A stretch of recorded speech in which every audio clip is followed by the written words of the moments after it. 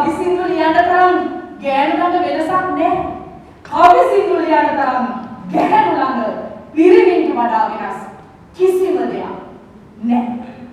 ඒ අනුව ස්ත්‍රියක් ඔබ අමතයි කියලා මෙහෙම කිව්වට ඇත්තටම හිතන්න පුළුවන් ඔබ ඇමතුවේ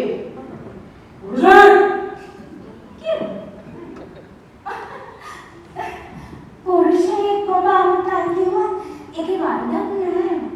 ඒ කියන්නේ පුරුෂයෙක් ඔබ අමතයි කියන්නේ ස්ත්‍රියක් ඔබ අමතයි කියන එකමයි. අවසන්. කොහොම නමුත් ඒක මං ගැන ප්‍රශ්නයක්. ඒක ඉවරයි. දැන් ප්‍රශ්නේ තියෙන්නේ